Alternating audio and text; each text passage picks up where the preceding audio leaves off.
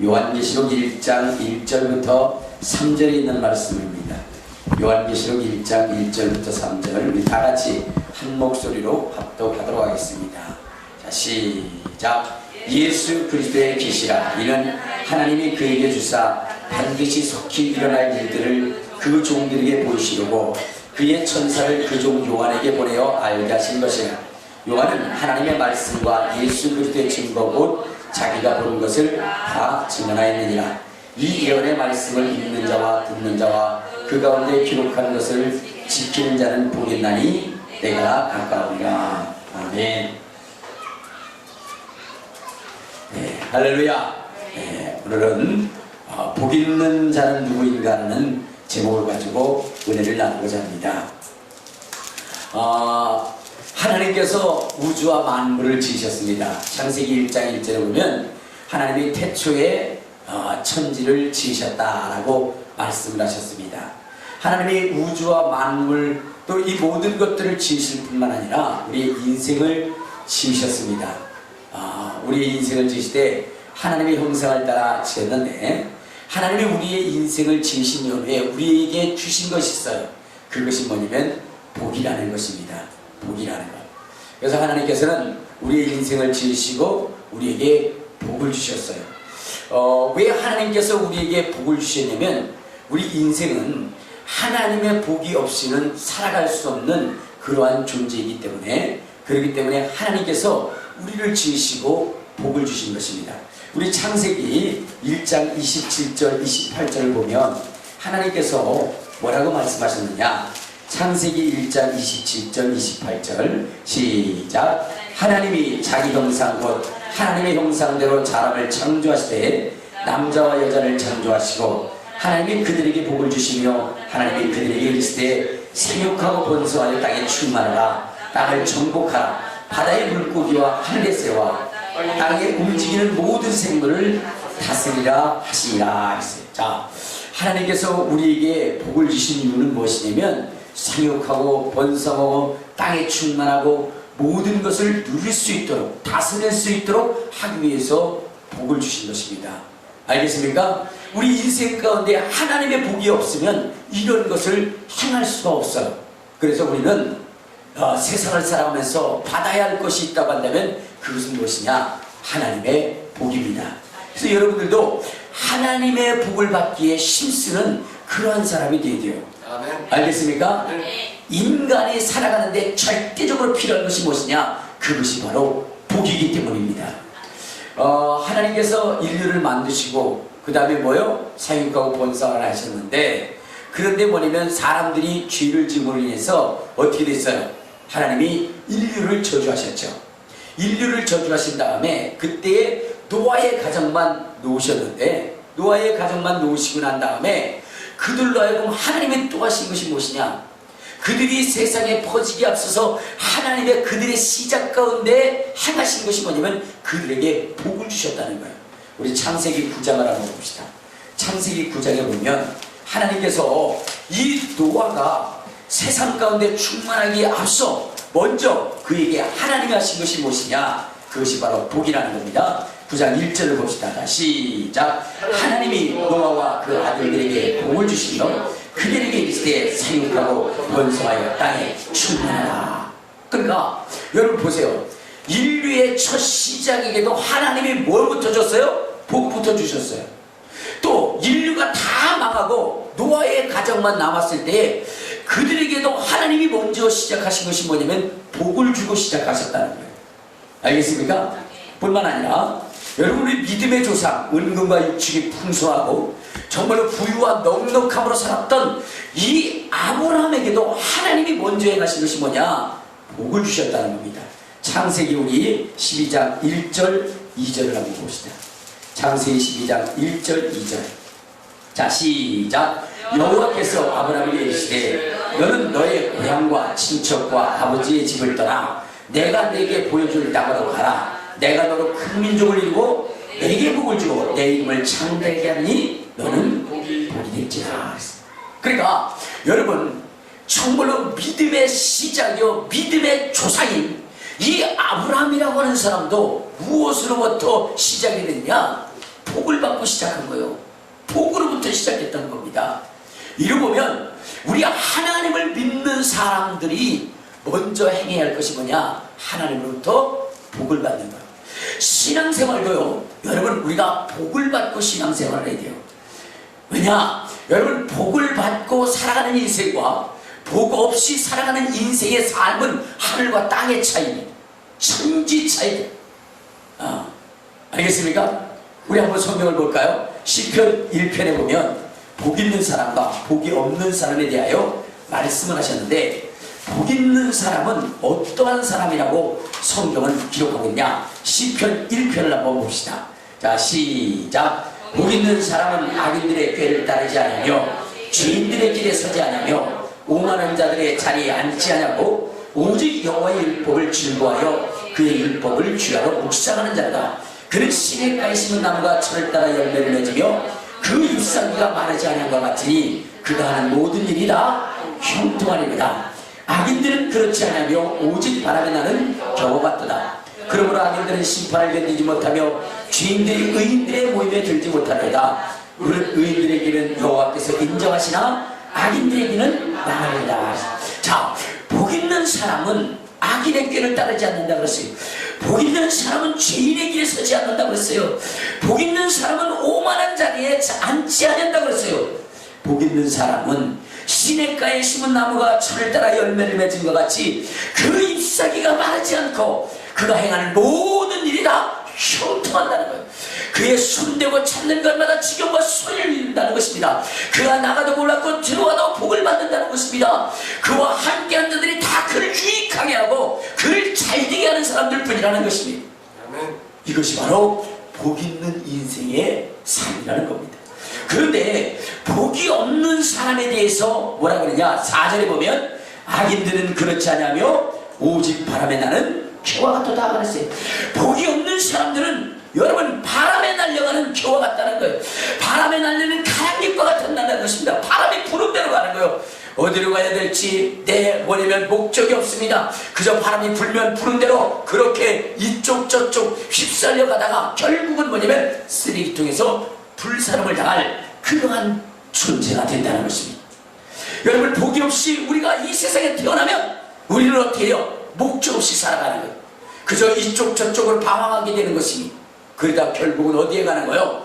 바로 마귀들이 가는 영원한 지옥에 갈 수밖에 없다는 것입니다. 그러므로 오늘 우리는 복 있는 인생이 되려 복 있는 인생, 여러분 복 있는 인생과 복 없는 인생을 또 말씀하셨는데, 여러분 한번 우리 성경 찾아봅시다. 에레미야서 17장 5절부터 우리 8절부터 한번 8절까지 봅시다. 에레미야서 17장 자 5절부터 우리 8절에 보면 여기에 복 있는 사람과 그리고 복이 없는 사람의 그러한 삶의 환경을 말씀해 주고 있습니다. 17장 5절부터 봐요. 자, 시작. 여호와께서 이같이 말씀하시니라. 너는 사람을 믿으며 육신으로 그의 힘을 삼고 마음이 여호와께서 떠난 그 사람은 저주를 받을 것이라. 그는 사막의 떨기나무 같아서 좋은 일이 오는 것을 보지 못하고 광야 간조한 곳 건건한 땅 사람이 살지 못하는 땅에 살리라. 그러나 무릇 여호와를 의지하며 여호와를 의뢰하는 그 사람은 복을 받을 것이라. 그는 물가에 심어진 나무가 그 뿌리를 강변에 뻗치고 더위가 올라올지라도 두려워하지 않으며 그 잎이 청청하며 가무는 해도 걱정이 없고 결실이 그치지 아니한 것 같더니라. 자, 여기 보니까 복이 없는 사람은 저주받은 사람이라는 거예요. 복이 없는 사람은 사막의 떨기나무 같아서 좋은 일이 오는 것을 보지 못한다는 것입니다. 그래서 비록 자기에게 좋은 기회가 없다 할지라도 그것을 흘러떠내려 보낸다는 거예요. 그 사람은, 복이 없는 사람은 건조한 땅에 거하고 건강한 땅에 거하고 사람이 살 수 없는 척박한 환경 속에 거할 수밖에 없다는 것입니다.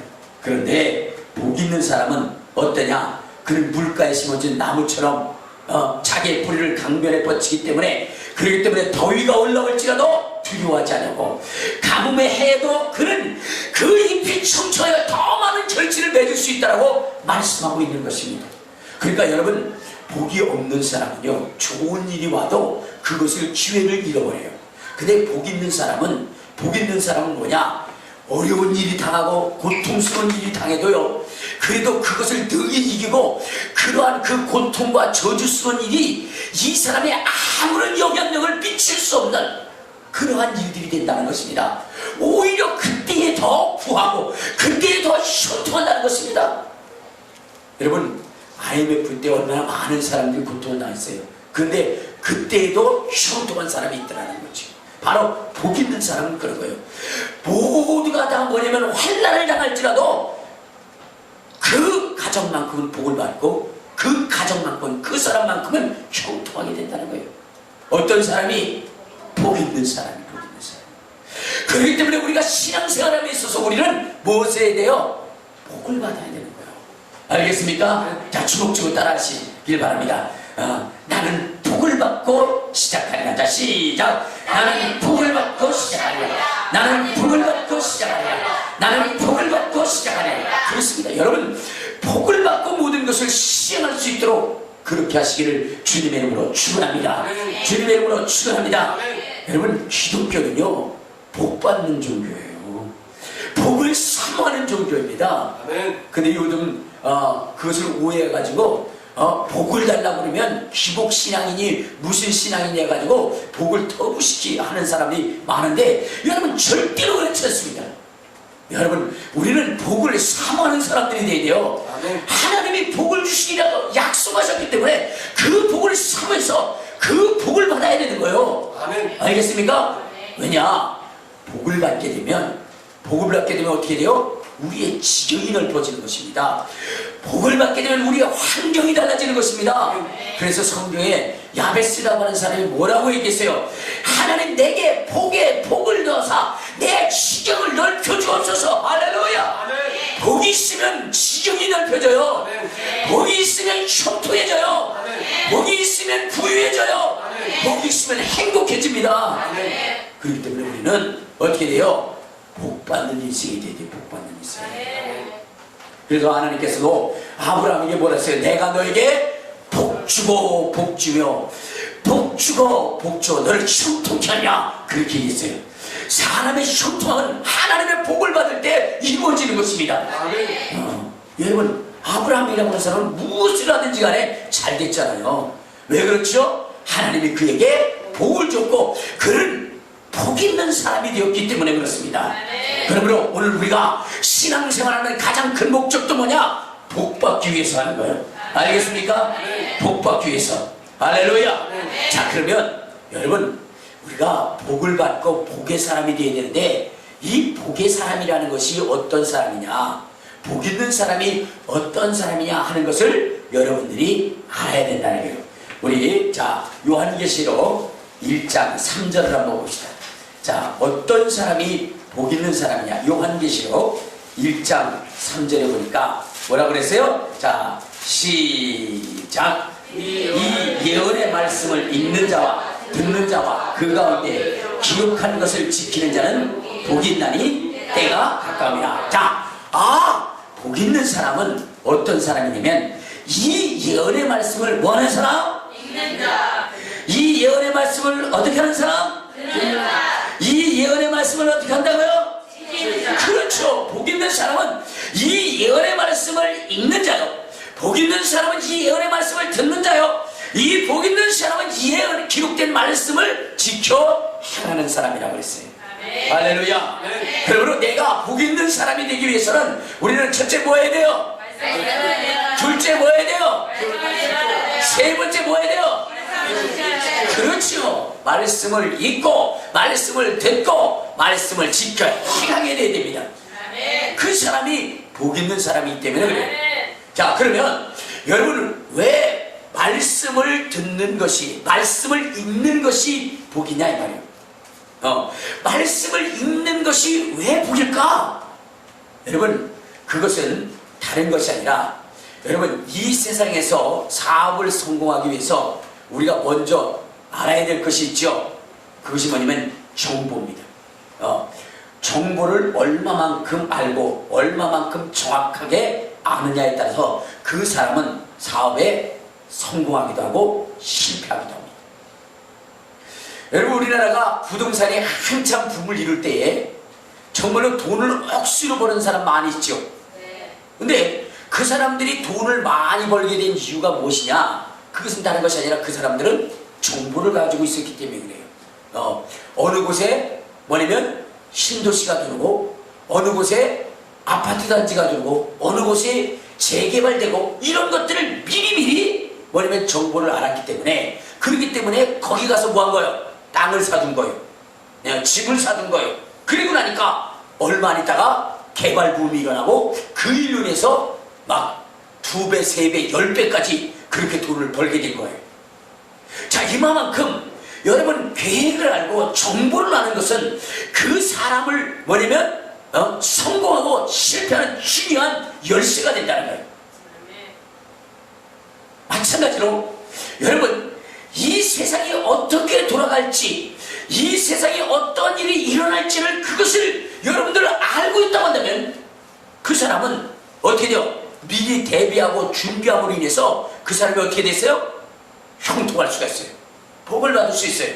자, 그런데 이 세상은 누가 지었냐면 하나님이 지으신 겁니다.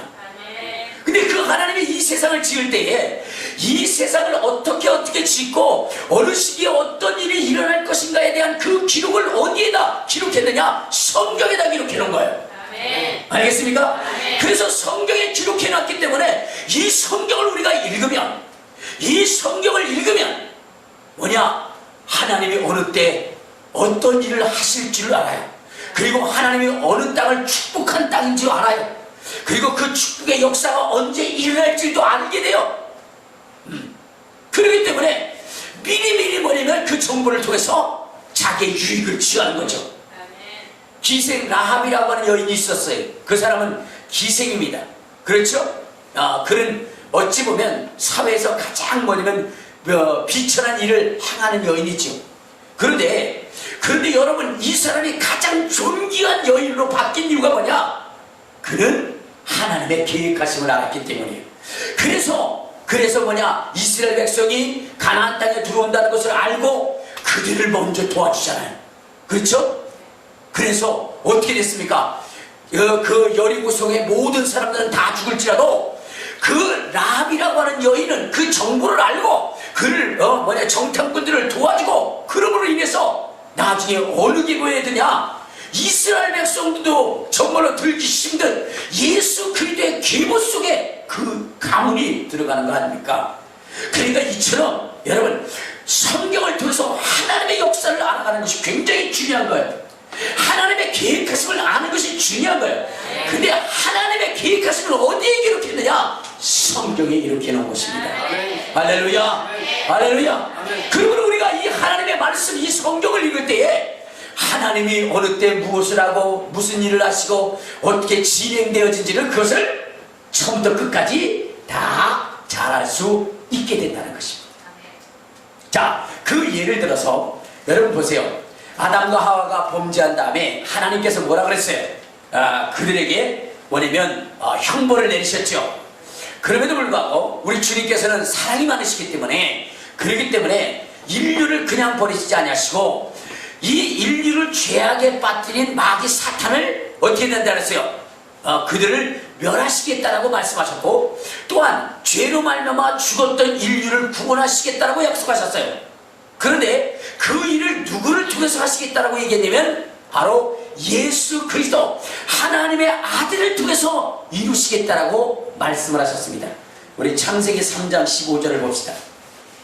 자, 창세기 3장 15절에 보면 이런 말씀이 있어요. 자, 시작. 내가 너로 여자와 원수가 되게 하고 내 후손도 여자의 후손과 원수가 되게 하느니 여자의 후손은 내 머리를 상하게 할 것이요 너는 그의 발꿈치를 상하게 할 것이라, 이렇게 얘기했어요. 자, 보니까 뭐라 그러냐면 하나님께서 아담에게 뭐라고 얘기했냐면, 자, 아담아, 네가 이제 범죄했으니까 너는 땀을 흘려야 뭐죠? 식물을 먹고 그럴 것이다. 그런데 내가 너를 구원할 그 구원자를 보내줄 것이다. 그 구원자가 누구냐? 바로 예수 그리스도라. 근데 그 예수 그리스도는 누구를 통해서 나오냐? 여인을 통해서 날 것이다. 그래서 여자의 후손이라 칭함을 받을 것이다 라고 이야기를 했어요. 알겠습니까? 자, 그렇기 때문에 인류라고 하는 것은 누구를 기다려야 돼요? 예수 그리스도를 기다려요. 그분이 이 땅에 오셔야 돼요. 왜? 그분은 이 땅에 오시게 되면 인류를 타락시킨 마귀 사탄의 머리를 깨트릴 것이고, 그리고 죄악 중에 있는 우리의 인류를 구원하실 것이기 때문에, 그렇기 때문에 바로 인류는 누구를 손꼽아 기다릴 수밖에 없느냐? 하나님의 약속하신 예수 그리스도를 손꼽아 기다릴 수밖에 없어요. 자, 그런데 이분이 언제 오시느냐 이 말이에요. 이분이 언제 오시느냐? 그것은 바로 하나님의 계획표가 있어요. 하나님의 계획표가 있어서 하나님이 계획한 그 시점, 그 때가 되면 누구요? 예수 그리스도를 이 땅에 오게 하신다 이 말이에요. 자, 그런데 2000년 전 저 베들레헴 그 지역에 예수 그리스도가 나셨는데 왜 나셨느냐? 그때가 바로 하나님이 계획하신 때라 이 말이에요. 알겠습니까? 예수 그리스도가 그때 오신 이유는 하나님께서 그때 예수 그리스도를 이 땅에 보내시겠다라고 하나님이 약속하신 거예요. 그래서 예수님은 때가 되었기 때문에 오신 것입니다. 자, 한번 성경 봅시다. 갈라디아서 4장 4절을 한번 봐요. 예수 그리스도께서 이 땅에 오셨는데 언제 오셨느냐? 왜 오셨느냐? 자, 4장 4절. 자, 시작. 때가 참에 하나님이 그 아들을 보내사 여자에게 나게 하시고 율법에 나게 하신 것은, 자, 예수 그리스도가 이 땅에 오셨다 그랬는데 왜 오셨다고요? 때가 차서, 때가 이르러서, 하나님이 계획한 때가 이르러서 예수 그리스도가 이 땅에 오셨다는 거예요. 근데 예수는 누구의 몸으로, 누구의 후손으로?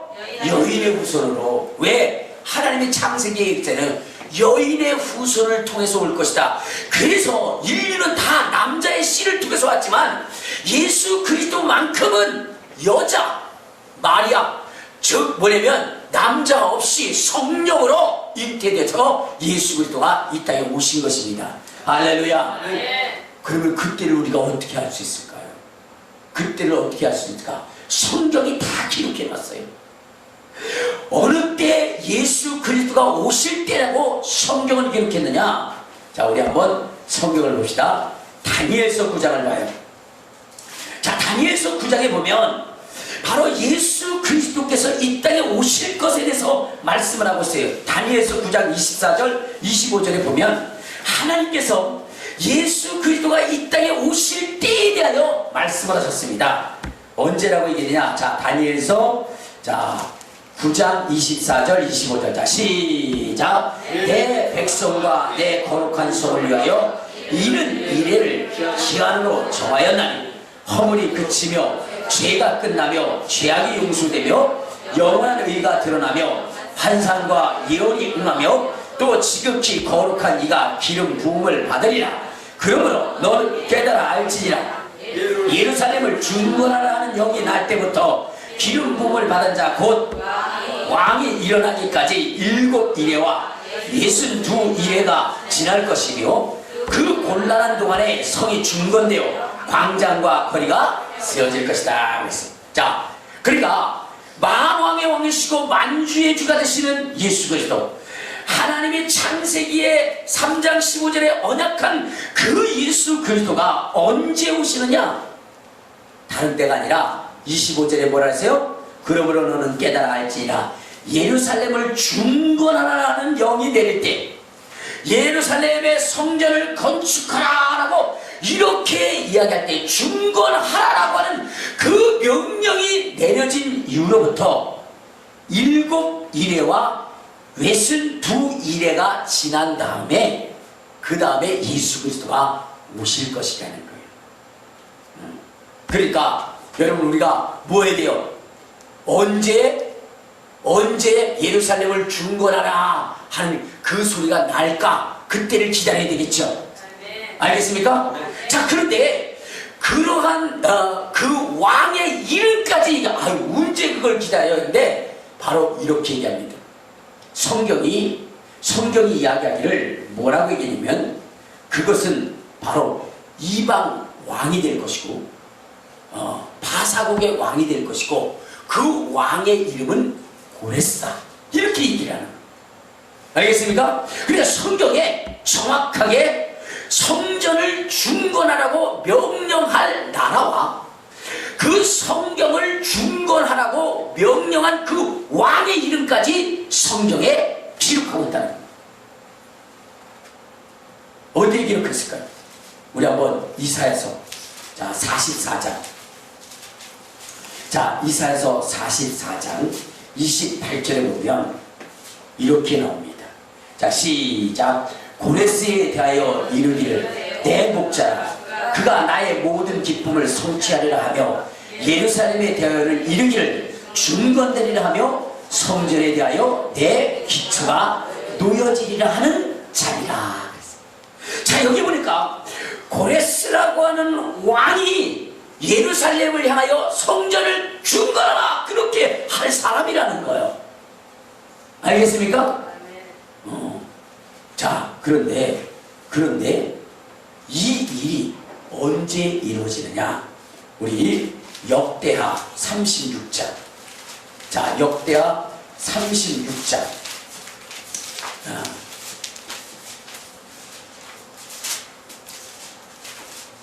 역대하 우리 36장을 한번 봐요. 거기 보면은 뭐라고 나오느냐? 마지막 절. 자, 36장 22절 23절. 자, 시작.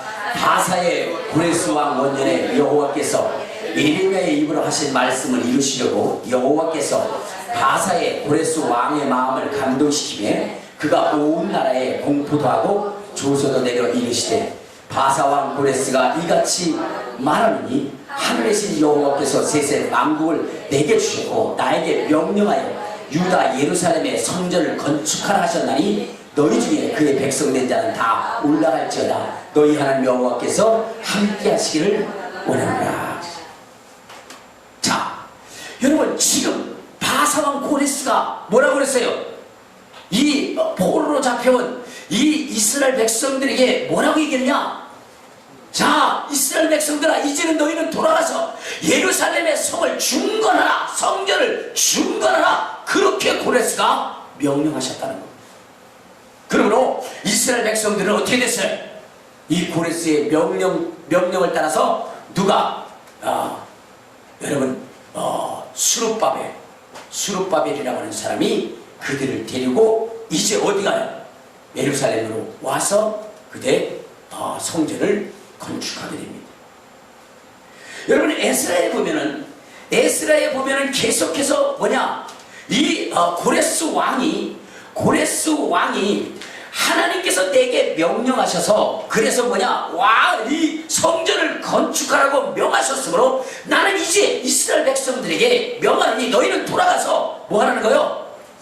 성전을 중건하라고 그렇게 조서를 내립니다. 우리 한번 에스라서 6장. 자, 6장.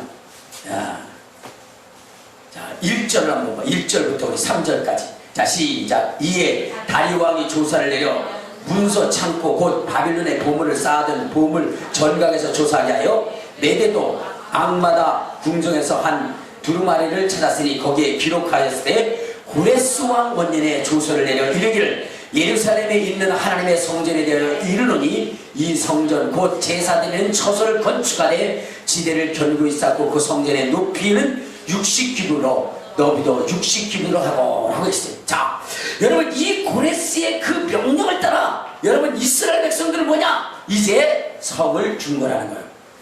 여러분 바사왕 고레스가 비록 떠났다 할지라도 그 대를 이은 자도 이 고레스의 명령대로 이스라엘 백성들을 다시 예루살렘으로 돌려서 성을 건축하게 한 것입니다.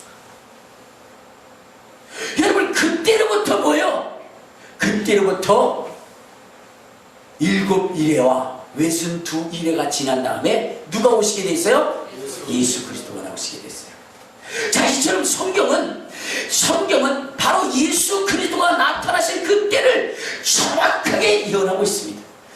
그리고 그 숫자를 계시할 수 있도록 뭐냐면 왕의 이름까지 이야기하고 있다는 사실입니다. 그러니까 여러분 우리가 이 성경의 말씀을 읽는 것이 무엇이냐? 하나님의 뭐요? 세상을 향한 계획표를 우리가 알 수 있게 하는 것. 요한계시록 6장 12절에 보면 여러분 사람들이 왜 주님이 다시 오실 날에 많은 사람들이 통곡하고 또 여러분 기절을 하고 혼전을 하고 그러는지 그 이유에 대해서 말씀하고 있어요. 6장 12절. 자 시작. 내가 보니 여섯째 이를 떼실 때에 큰 지진이 나며 해가 검은 털로 짠 상복같이 검어지고 달은 온통 피같이 되며 하늘의 별들이 무화과나무가 대풍에 흔들려 설익은 열매가 떨어지는 것 같이 땅에 떨어지며 하늘은 두루마리가 말리는 것 같이 떠나가고 각 산과 섬이 제자리에서 옮겨지며 땅의 임금들과 왕족들과 장군들과 부자들과 강한 자들과 모든 종과 자유인이 굴과 산들의 바위 틈에 숨어 산들과 바위에 말하되 우리 위에 떨어져 보좌에 앉으신 이의 얼굴에서 그의 어린 양의 진들에서 우리를 가리라. 그들의 진노의 큰 날이 이르렀으니 누가 능히 서리하더라. 자 여러분, 예수님이 다시 오실 때가 되면 갑자기 뭐냐, 해가 새카매진다는 것입니다. 여러분, 밤이 돼서 어두워지는 것이 아니라 대낮에 해가 갑자기 어떻게 돼요? 새빨개진다. 새카매진다는 것입니다. 여러분, 그게 얼마나 두렵겠습니까? 우리가 가끔 가다가 대낮에 아주 먹구름이 와가지고 태양을 가리면 전체가 막 시커매지죠. 그렇게 되면 막 두렵잖아요. 무슨 일이 일어날 것 같은 그러한 공포가 있는데, 여러분 그것은 구름이 가린 것이고, 여러분 이때가 되면 실질적으로 해가 빛을 잃어버려요. 그래가지고 새카매집니다. 그러면 한낮이 갑자기 뭐냐면 암흑이 되는 거예요. 흑암의 세계가 되는 거예요. 그러면 여러분 그때 사람들이 얼마나 두렵겠습니까? 근데 거기에서 끝나는 것이 아니라 달이 새빨개집니다. 달이 새빨개져서 막 피가 뚝뚝 떨어질 것 같은 그러한 그 무서운 공포가 조성되어지는 거예요. 거기에서 멈춰집니까? 아니요. 하늘부터 막 위성들이 떨어지기 시작합니다. 위성들이 지구에 팍팍팍 떨어집니다. 막 어마어마한 그러한 그 돌들이 막 떨어져요. 그렇게 되면 여러분 이 땅은 어떻게 했냐? 땅이 춤을 춥니다. 여러분 보세요. 물 있잖아요. 물 위에 있다가는 바위가 떨어지면 그런 물결이 막 춤을 추잖아요. 그런 것처럼 이 지구에 위성들이 막 떨어지게 되면 어떻게 되냐? 그 충격에 의해서 땅들이 막 춤을 춥니다. 여러분, 땅이 막 춤을 춘다고 생각해보세요. 얼마나 두렵고 무섭겠는가? 거기에 끝나는 것이 아니라 땅에서는 지진이 일어납니다. 지진이 일어나면서 막 산들이 옮겨져요. 14절 한번 봐요. 14절. 자 시작. 하늘은 두루마리가 말리는 것 같이 떠나가고 각 산과 섬이 제자리에서 막 옮겨져요.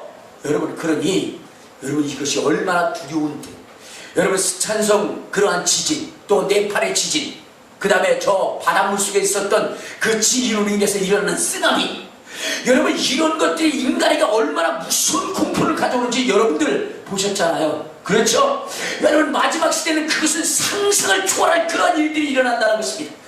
해가 새카매집니다. 달이 새빨개집니다. 하늘에서 막 수없이 별들이 떨어집니다. 지구 땅은 춤을 춥니다. 춤을 출 뿐만 아니라 지진이 일어나서 땅이 갈라집니다. 수없는 사람들이 그 천길랑 떨어지고 막 떨어져 나갑니다. 그렇기 때문에 사방에서 소리를 지릅니다. 아비규환의 현상이 되는 것입니다. 여러분, 그런데 그날이 어떻게 오냐? 도적같이 온다. 도적같이. 그런데 여러분, 그날이 도적같이 오는 것이 아니라 여러분 하나님의 계획 안에서 이루어지는 사실입니다. 알겠습니까? 우리가 하나님의 계획을 몰랐기 때문에 어느 날 갑자기 온 것처럼 생각하지만 그렇지 않다 이 말이에요. 하나님은 계획대로 움직이시는 거예요. 근데 그 계획을 어디에 써놨느냐? 성경 속에 기록해 놓은 겁니다. 할렐루야. 그래서 성경을 읽는 사람들은 여러분 그날이 도둑처럼 오지 않습니다. 성경을 읽는 사람은 그날에 올 때를 대비하게 됩니다. 언제 올 건지를 알고 있기 때문에 그 날을 정말로 피할 수 있는 방법, 그 환난을 피할 수 있는 방법을 그들이 대비하게 됩니다.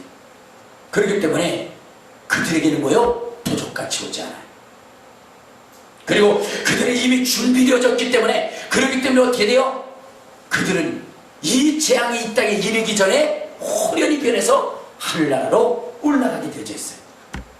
그래서 우리가 성경을 읽는 것이 중요한 것입니다. 할렐루야. 성경을 왜 읽어야 되냐? 여러분, 이러한 주님의 오실 그때를 우리가 알고 그때를 대비하기 위해서 우리가 바로 성경을 읽는 거예요. 또한 우리가 성경을 읽는 이유가 뭐냐? 여러분, 이 성경을 읽게 되면 우리가 두 가지를 분명하게 알게 되는데, 하나는 뭐냐면 때를 알게 되는 거예요. 그래서 그 때를 준비하게 됩니다. 두 번째는 여러분, 이 성경을 읽게 되면 무엇을 하게 되냐면 하나님께서 우리에게 약속한 복을 알게 되고 그 복을 사모하는 자들에게 하나님이 반드시 주신다는 겁니다. 그것을 이루신다는 거, 그것을 알게 된다는 거예요. 하나님이 약속한 것을 반드시 성취한다는 것입니다. 이루신다는 거예요. 할렐루야. 그래서 여러분, 우리가 그 복을 받을 수 있게 된다는 거예요. 할렐루야. 예를 들어서 이것입니다. 이스라엘 백성들이 애굽에 들어갔죠.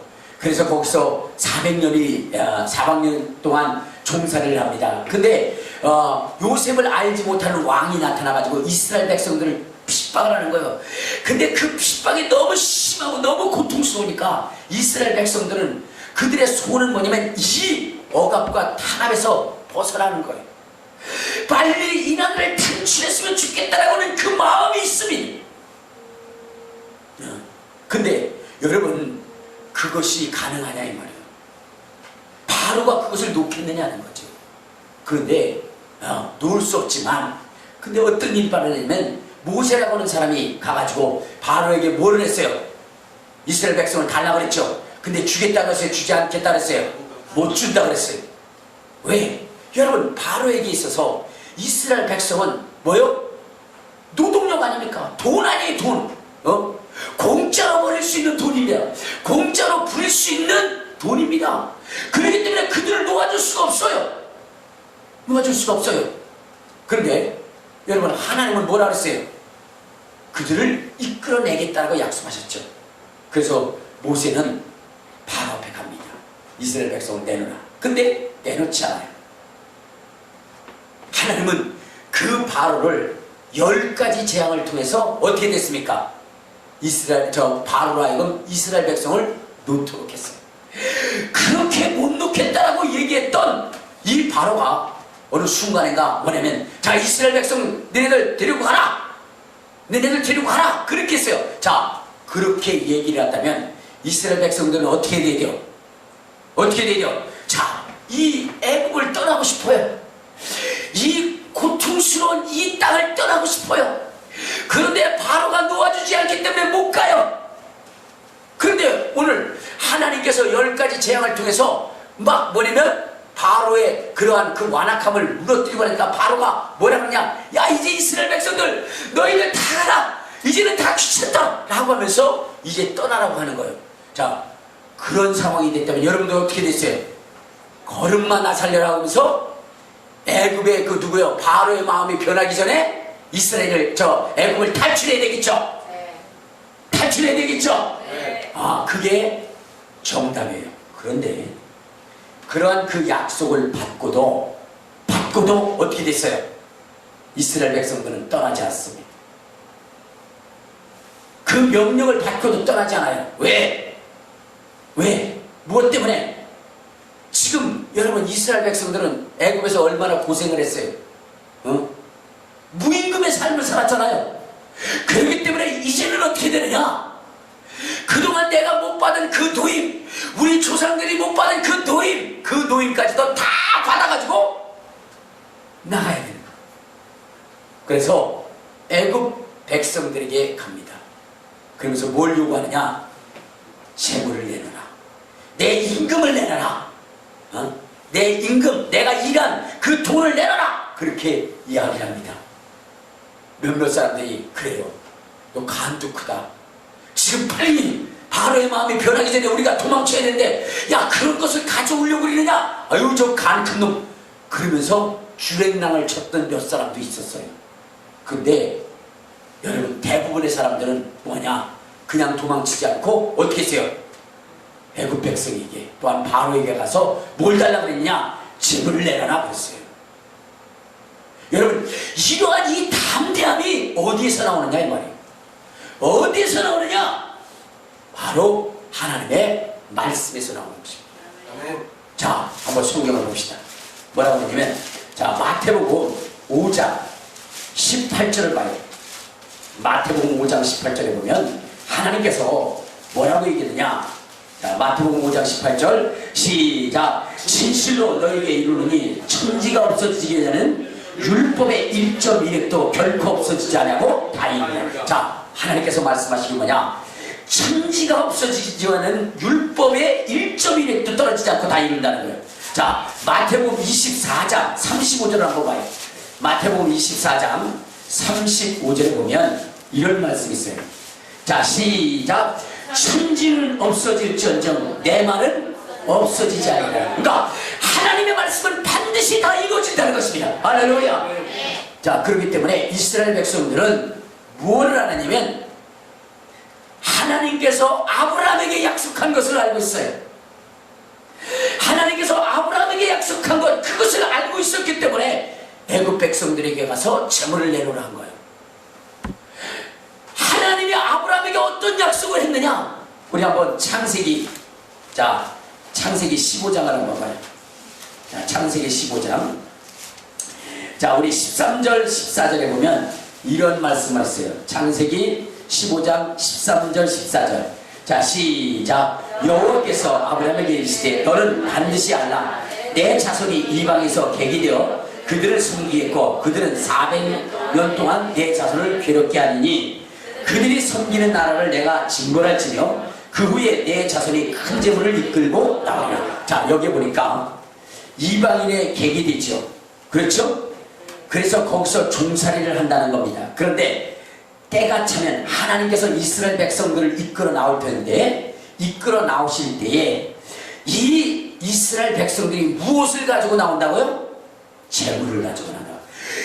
큰 재물을 가지고 나올 것이라고 하는 것을 하나님이 약속하셨어요. 알겠습니까? 그런데 그 하나님은 뭐라 그러세요? 자기는 반드시 자기의 입으로 하신 말씀을 지킨다는 거예요. 천지가 없어질지라도 하나님의 약속의 말씀을 없어지지 않고 다 이루시겠다는 거예요.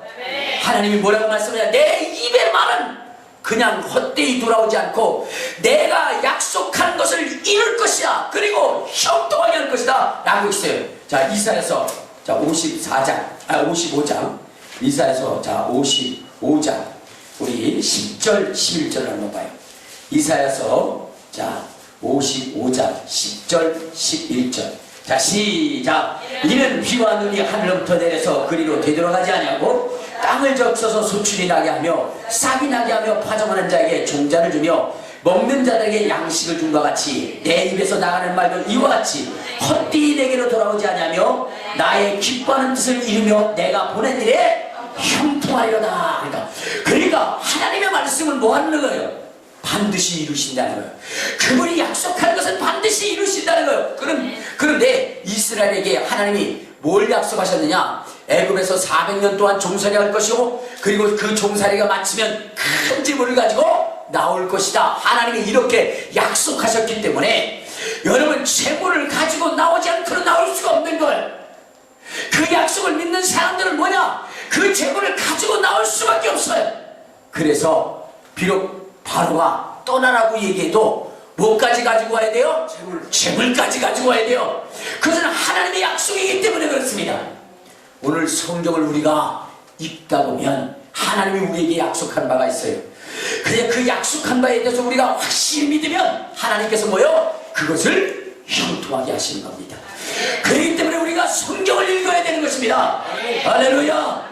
성경을 읽지 않고 하나님의 복을 달라는 것은 여러분 그런 사람에게는 하나님의 복을 주지 않습니다.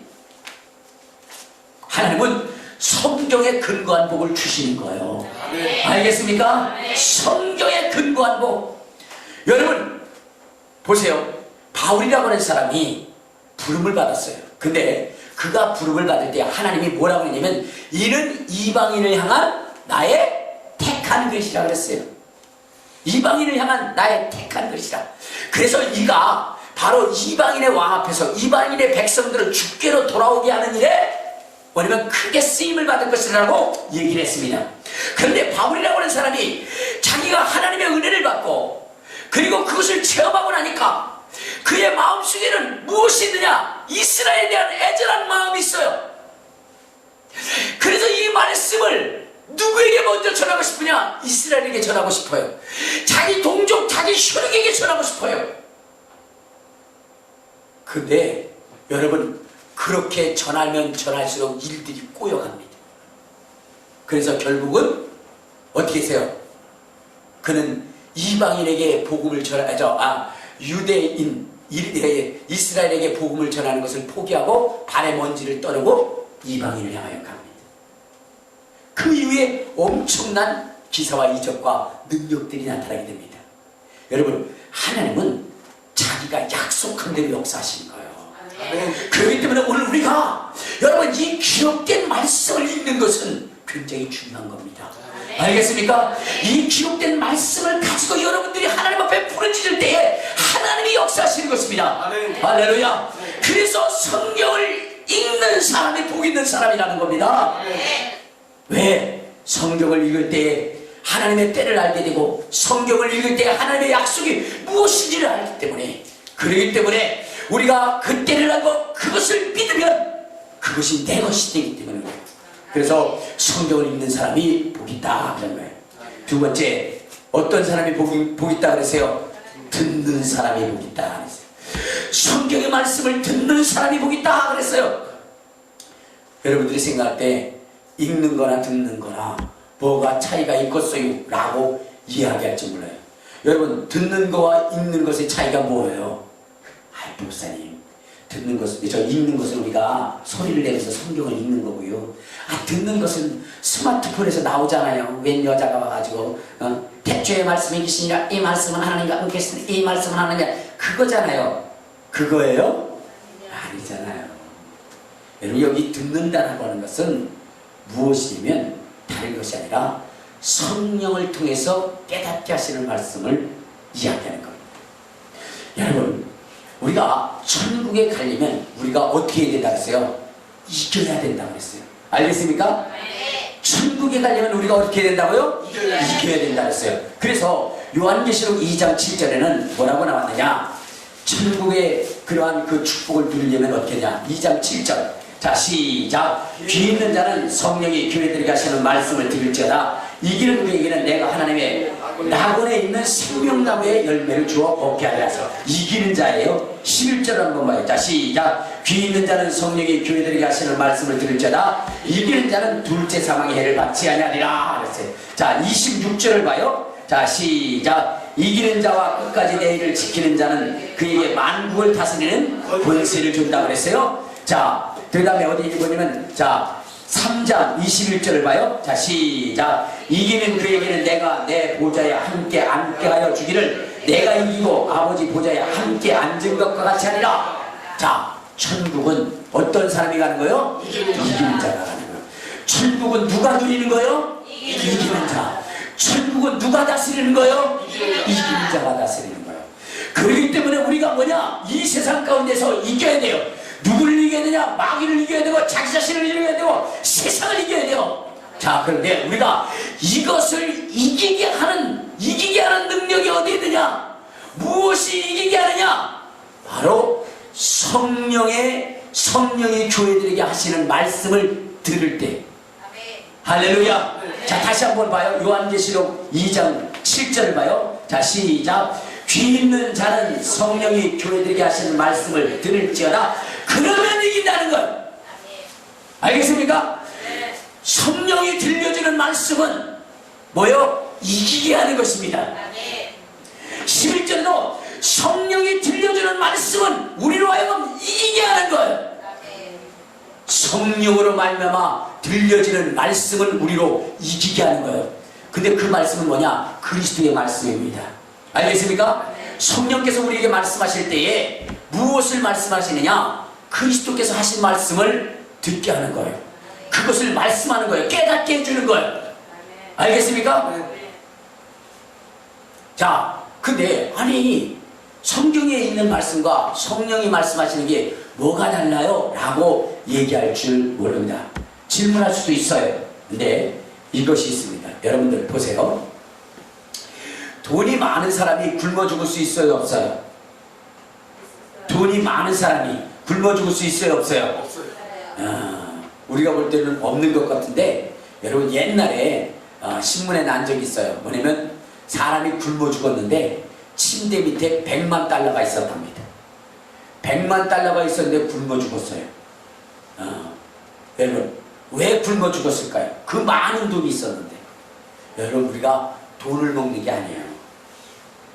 여러분 그 배고픔을 채우기 위해서는 어떻게 되냐? 그 돈을 가지고 뭐 해야 돼요? 쌀을 사야 돼요. 쌀을 사. 여러분 쌀이 많이 있다고 해서 내가 여러분 배고픔을 해결할 수 있는 게 아니에요. 그 쌀의 일부를 갖다가 어떻게 되죠? 쌀을 씻어서 그 다음에 뭐요? 불려가지고 밥솥에 넣고 물을 붓고 그 다음에 거기다 불을 떼야 그래야 비로소 그때에 먹을 수 있는 밥이 되는 거예요. 알겠습니까? 오늘 기록된 이 말씀이 내 심령 속에 아무리 많다 할지라도 성령께서 그 말씀을 끌어서 나를 사용하지 않으면, 그 말씀을 사용해서 내게 적용시키지 않으면 아무런 의미가 없는 거예요. 여러분 보세요. 바리새인들과 서기관들과 율법주의자들이 하나님의 말씀을 얼마나 많이 읽었습니까? 그렇죠? 근데 그들은 어떻게 됐어요? 구원받지 못했다 그랬어요. 구원받지 못했다 그랬어요. 왜? 예수님이 오실 당시에 그들 속에 있는 말씀을 끌어서 사용할 수가 없었어요. 그들은 많은 말씀을 가졌지만 여러분 성령께서 그 말씀을 끌어 사용하지 않았어요. 알겠습니까? 그렇기 때문에 그들은 말씀을 많이 알았지만 어떻게 됐어요? 그들은 구원받지 못한 거예요. 그러니까 여러분 이 성경의 말씀을 내 심령 속에 많이 채워놓고 그 다음에 뭐냐? 성령께서 들어쓰실 수 있도록, 그래서 성령께서 말씀하실 수 있도록 우리는 그 성령의 음성에 귀를 기울여야 되는 거예요. 할렐루야. 성령이 그 말씀을 사용하는 것은 나의 삶의 현장 속에 적용시키는 거예요. 일례를 들어서 그런 겁니다. 내가 어느 산길을 가는데 막 두려워요, 무서워요. 근데 나는 성경을 많이 읽었어요. 그래서 여러분들 보세요. 또 성경책도 있어요. 그래서 무서워하고 걸어가는데 너무나 무서우니까 성경책을 가지고 있어요. 그래가지고 이 성경을 보면서 성경 그래도 여러분 그 무서움 사라지지 않아요. 알겠습니까? 어느 때 사라지느냐? 내 심령 속에서 갑자기 성령의 역사예요. 그러면서 말씀을 끌어내요. 뭐라고 끌어내냐? 놀라지 말라, 두려워 말라, 내가 너와 함께합니다. 그러면서 성령께서 그 말씀을 끌어줘요. 그렇게 되면 그 말씀이 나를 지배를 하는 거예요. 그러면 그때는 두려움이 사라지는 거예요. 막 사탄의 세력이 사라지는 거예요. 귀신의 세력들이 사라지는 거예요. 그러니까 성령이 그 말씀을 사용할 수 있도록 해야 되는 거예요. 알겠습니까? 예수님께서 여러분 보세요. 귀신을 물리칠 때에 뭘로 물리쳤다 했어요? 말씀으로. 자, 우리 한번 봅시다. 어디를 보시냐면 마태복음 8장 자 16절에 보면 예수님께서 말씀을 사용하셔서 귀신을 쫓아내고 병든 자를 고쳤습니다. 자 8장 16절. 자 시작. 저물매 사람들이 귀신 들린 자를 많이 데리고 예수께 오거늘 예수께서 말씀으로 귀신을 쫓아내시고 병든 자를 다 고쳤다 그랬어요. 자 말씀을 통해서 뭐라 그랬어요? 귀신 쫓아내시고 병을 고쳤다 그랬어요. 예수님은 말씀이 굉장히 많아요. 그렇죠? 그런데 그 말씀을 사용하신 분이 누구냐? 바로 성령이십니다. 자, 그 귀신을 쫓으신 분이 실질적으로 누구라고 나오냐? 자, 마태복음 12장 28절을 한번 봐요. 자, 12장 28절. 자, 시작. 그러나 내가 하나님의 성령을 힘입어 귀신을 쫓아내는 것이면 하나님의 나라가 이미 너에게 임하였다. 그러니까 성령께서 그 말씀을 가지고 귀신을 쫓아내는. 또 여러분 사도행전 10장. 자, 사도행전 10장 38절에 보면 자, 시작. 하나님이 나사렛 예수에게 성령과 능력을 기름부터 다셨음에 그가 두루 다니시며 선한 일을 행하시고 마귀에게 눌린 모든 사람을